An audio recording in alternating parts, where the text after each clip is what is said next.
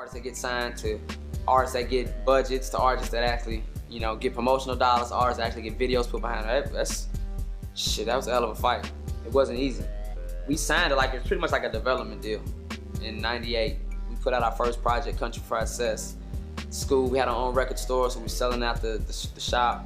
We was moving them through our own little distribution networks, Nashville, Louisville. We had a distribution company we was getting other artists' music from. So we had a tie to, you know, independent distribution. Judy Jones, we knew out of Cincinnati, so she helped us out with the record store. And we just networked our way out from Nashville, and somehow, you know, aggressive A&R at the time, you know, young guy named Mike Herring caught wind of our music and pretty much said he wanted to sign us. Me thinking that was not really real, like it's not supposed to happen, I pretty much said, this is the opportunity knocking, we should probably take it. I don't care what it says, we'll get a lawyer, and you know, we really tried to get a good deal out of it, but we had no leverage, we had nothing. You know, everybody said these guys are lucky to be getting this, whatever this was. You know, we signed for like $30,000 and promised that, you know, we could record in a nice studio. We took that $30,000 and bought our own studio. And when it didn't work out with the first album that didn't come out, we were still able to record on our own and hone in our craft and get better.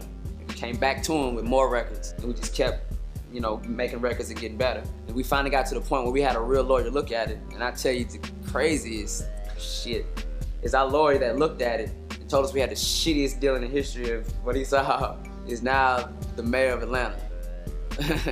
We were upset about that. Like, and the thing started going good for us in Atlanta. We finally got to all-off status, and we finding out we have the shittiest deal, and we're not gonna get any money. We were over budget, we borrowed.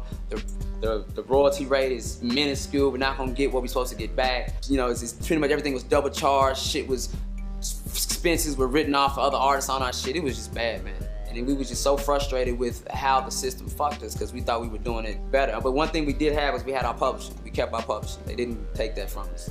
And they didn't take, you know, they had 360 deals, they weren't even in conversation. They had a neck hold on us for the first initial part of the first project. But as soon as that shit came out the gate and started selling, they was like, oh shit, we got a problem. Because they know that once and they knew we found out that we had a bad deal, but we're still selling records. Now we're at $500,000. And our new lawyer was like, just be cool. Be cool. Once it hits $1 million, you can go in there and negotiate and get what you want. So we just, you know, we were bitter though. We was bitter as fuck. We was like, you know, we started talking shit to the people. We was mad, like, no, we don't fuck with y'all. And it's like, guys, like now's not the time to get mad unless you got a good thing on your hands. And we was just, y'all fucked us. But we sold $1 million. We said we're not recording shit until we fix this contract. It's like, all right. You know, now we came back out with a $2 million deal, $2 million advance. But still, it was an advance, man. It's still a bank, man. It's still like, you still have to pay that shit back. You know, but we ended up getting a fat ass pub deal for the second album. We still keep the publishing for our first album, Watermelon Chicken and Grits. We still get that. But the second album, we sold that one off, made another, you know, couple million, and then it's like, let's go independent now that they've made us famous. And so we try to figure out the next 2 years how to get off the fucking label. They finally got to let us off in 2005. Man. It was hard for a couple years, trying to figure out where we could go. Everybody thought we were like, you know, devalued or bad, you know, Koch wanted this, and we entertained Koch for a little while, but we didn't take the Koch deal. It was bad, and we ended up finding our home at Fontana in 2008. So for 3 years of uncertainty, we had to take everything that we had pretty much forced and made, you know, from the early successes to live off of. I wouldn't change none of that. How many more videos y'all need? How many more examples? How many more artists have to tell you guys this? Alright, you know what? Fuck it. One more video. One more video. I've never heard of a label that doesn't screw an artist. You talk to anybody who audits their label, they're always owed money. And if nothing else, usually the label holds back enough money that your cost of auditing is such that you won't do it. So that's the business model, is screwing the artists. Their financial practices have been shady since the beginning of time. It's been grandfathered in since the 50s and 60s when rock and roll really started. In the 50s, they were screwing the artists then, but there was much, much less money involved. Then as you start to go into the 60s and 70s, the hit-to ratio is so bad that they're saying, hey, you know, we can't pay the hit artist because he's paying for all the bad artists. It goes back to how the music industry was set up in the very early stages of the recording industry, taking advantage of uneducated, easily swayed artists who don't really care about the money. Unfortunately, there's a lot of fallout with, still, with bands getting paid, you know. We had to sue our label to get paid. And they've created this strange, convoluted system that you have to be a lawyer to really understand, or a mathematician. A typical record deal is structured something like this. The record label gives in advance, say $250,000 to the artist to record an album. The artist then records the album. Suppose that the album sells 500,000 copies at $10 each, yielding $5 million. The record label then takes their cut out of the $5 million, typically 85% of the total sales, leaving the artist with $750,000. But before the artist receives any payments, the label first deducts the advance. In addition, the record label recoups other costs such as recording costs, half the promotion costs, half the video costs, and tour support. This leaves the artist $425,000 in debt to the record label. And then this debt gets carried on to the next album, and the next album. I don't know if most people have seen long-form contracts. They're insane, and there's all these little things thrown in. It's kind of like legislature for a government. They put up this big issue, but underneath that issue, there's like 17 other little laws that they threw in that they're not talking about. So when you say yes to this one thing, you're actually saying yes to like 45 other things. There's a worse one. They used to have damage fees with digital downloads. Digital downloads, like at first they were doing that, like they just trying to get away with murder, you know, just like, let's leave it in there, let's see if the lawyer sees it kind of thing. Some other hidden items that the contract includes are packaging costs. They deduct up to 25% of the artist's cut, known as a royalty, to cover the expense of plastic cases and artwork. This cost is even administered to digital downloads where packaging is non-existent. 10% is deducted to cover breakage costs during shipping.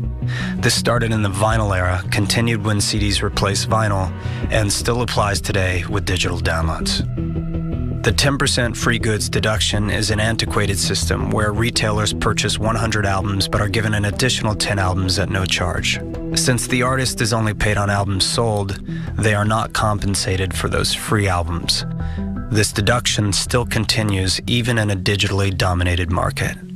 Artists generate so much money for so many people that have nothing to do with the creative process at all. Alright, let me make sure I'm fucking this video up. This shit's gonna record. Oh, it's already. Okay. What's up, everybody? This is your boy Unlimited Verses, and here we got different artists and execs and different people tied to the industry. Most notably Chester Bennington from Linkin Park. Let me say rest in peace to him. He was a great artist. If you guys don't know about him, you should please go check his music out. His album, or him and his band album, went diamond, so he knows what he's talking about. But like I said before, here we got plethora of artists talking about how the music industry is structured, how bad deals are just pretty much part of it, just what they do. Like you heard Kanye West went on his little rant. Like I said before, how many more videos y'all need? How many more artists you need before you guys realize that fucking signing to the record label is fucking, it's a horrible idea, especially if you're an independent artist. Now I could say you could go with the route the way Russ went, and which is I suggest to go, or me personally the way I'm taking, which is gain followers and own all your IPs and things like that, so that way when you are presented with a deal, you can negotiate your deal. You have more leverage because you own more things. You have these things and these fans already before coming to the record deal. And so anyway, so with that being said, I'm gonna give you guys five takeaways that at least I took from this video that will help me with a lot of these things that I learned, and I think that it will help you guys too. And the first point is read the damn contract. Right? You would think that most people would know that, but here you have one of the artists in the group called Nappy Roots, where he basically said we didn't even read the contract. He just said we'll just figure out later. We'll get a lawyer to deal with it. Like, What type of dumb shit is that? Which I get it. I understand that when you grow up in a poor society with not many economic opportunities and presented with a large sum of money, then you're more likely to sign that because you want that money. But like I said, read the contract first. Always read the contract because you never know what's in there. Or if you don't understand what's in the contract, because sometimes the wording is confusing. And personally, I think that's personally what they do. So if you don't understand it, get a lawyer to read it for you. You can always do that.